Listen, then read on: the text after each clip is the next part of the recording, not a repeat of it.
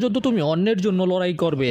তুমি কিছুই করতে পারবে না যদি তুমি আরেকজনকে বাঁচাতে চাও। তোমার বন্ধুদেরকে ভুলে যাও আর নিজের জন্য লড়াই করো। নারুতো বলে, কি কইলি?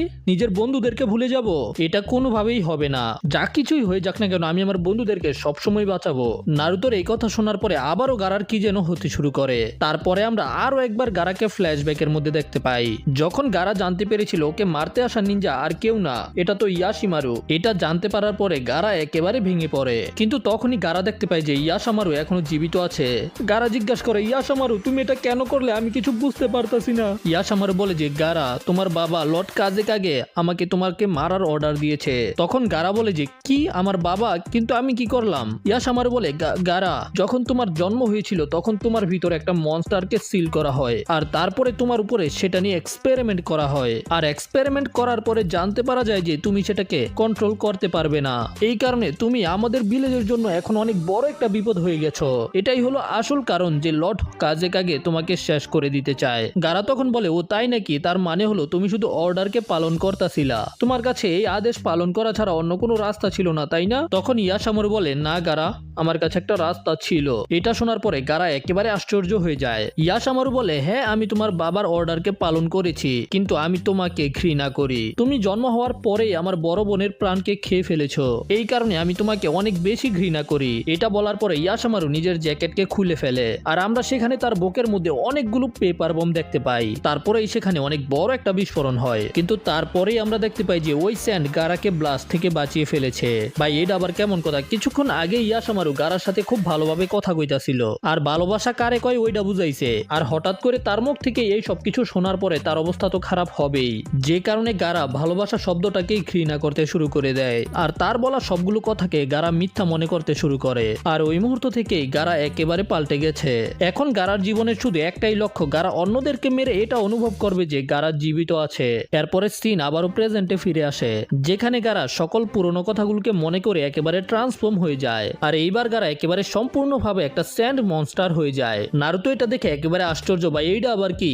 জীবনে প্রথমবার দেখলাম। আর নারুতো চিন্তা করে যে এখন নারুতোকে চিফ টোডকে সামান করতেই হবে, কারণ ওইটা ছাড়া নারুতোর কাছে এত পাওয়ারফুল আর কোনো জুৎসু নাই। এই জন্য নারুতো আবারও সামানিং জুৎসু করে। কিন্তু তখনই আমরা দেখতে পাই যে সেখানে একটা ছোট ব্যাঙ চলে আসে, যেটাকে দেখার পরে নারুতো সম্পূর্ণভাবে অবাক হয়ে যায়। নারুতো বুঝতে পারছিল না যে এত পরিশ্রম করার পরেও নারুতো চিফ টোডকে সামান করতে পারেনি কেন।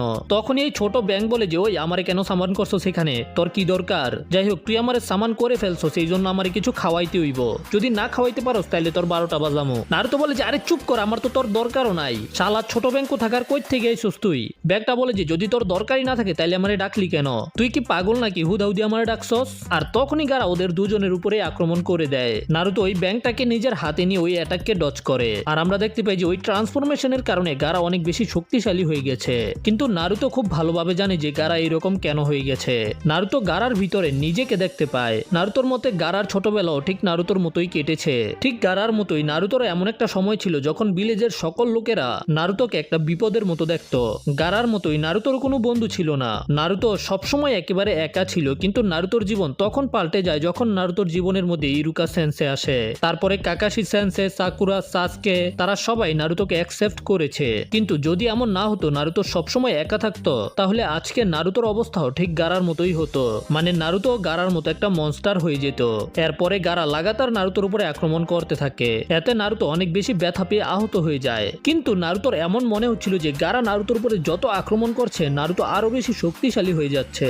আর নারুতো বারবার নিজের পায়ে দাঁড়িয়ে যাচ্ছিল। এটা দেখে গারা আরো বেশি রাখতে শুরু করে। আমরা দেখতে পাই যে নারুতো একটা কুনাইয়ের মধ্যে পেপার বম লাগায়, তারপরে মাল্টি শ্যাডো ক্লোন জুৎসুর ব্যবহার করে নিজের ক্লোন বানিয়ে গারার দিকে অনেক দ্রুত গতিতে যেতে শুরু করে। তখনই গারা নারুতোর ক্লোনগুলোকে ধরে ফেলে। কিন্তু আসল নারুতো গারার পিছনে এসে প্রথমে গারার পিছনে আসে আর গারার জায়গা মতো কুনাইকে ঢুকিয়ে দেয়। আর নারুতোর এই টেকনিকের নাম হলো 1000 ইয়ার অফ ডেথ, যেটা আসলে কাকাশির টেকনিক আর কি। আর নারুতোকে এইরকম করতে দেখে সেখানে থাকা সবাই লজ্জা পেয়ে যায়, এমনকি ব্যাংকটাও লজ্জা পেয়ে যায়। কিন্তু তখনই গারা নারুতোকে অনেক জোরে একটা ঘুষি মেরে একেবারে উড়িয়ে দেয়। নারুতো দূরে গিয়ে পড়ে, কিন্তু যেখানে নারুতো কুনাইকে ঢুকিয়ে দিয়েছিল সেখানে পেপার বুমের কারণে অনেক বড় একটা ব্লাস্ট হয়। আর এই ব্লাস্টের কারণে গারার পাছা ফাইটটা যায়, মানে গারার অবস্থা অবস্থা খারাপ হয়ে যায় আর কি।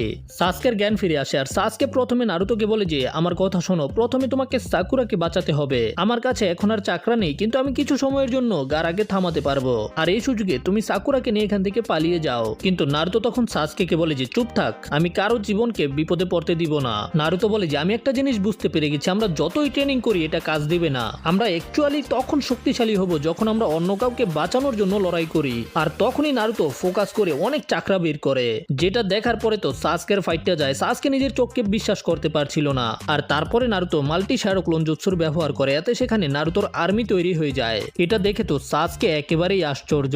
সাসকে মনে মনে চিন্তা করে যে নারুতো তুই এটা কেমনে করলি, তুই কবে এত শক্তিশালী হয়ে গেছস। আমরা দেখতে পাই যে গারা এখনো রিকভার হয়নি, কিন্তু নারুতো তো পুরো আর্মি নিয়ে গারার উপরে আক্রমণ করতে যাইতেছে। নারুতোর শ্যাডো ক্লোনেরা গারাকে সরকারি দরে মারতে শুরু করে দেয়, লাত্তি দিতে দিতে উপরের দিকে নিয়ে যায়। আর সব শ্যাডো ক্লোন মিলে গারার উপরে ঘুষির বৃষ্টি করতে শুরু করে। আর এতগুলো ঘুষি খাওয়ার পরে গারা বিলাইক ও ভাই রে ভাই, ও প্যানেল মে আর গুছাইছে, মামুন ভাইয়ে লাচাইছে। যাই হোক, এতগুলো মাইর খাওয়ার পরে গারা নিচে মাটির মধ্যে গিয়ে পড়ে। টেমারি এটা দেখে নিজের চোখে বিশ্বাসই করতে পারছিল না যে গারাকে নারুতো এইভাবে পিটাইতাছে। আর যখনই নারুতো নিজের ফাইনাল অ্যাটাক করতে যাবে তখনই গারা নিজের ফাইনাল ফর্মে চলে আসে, যেখানে গারা অনেক বড় একটা দানবে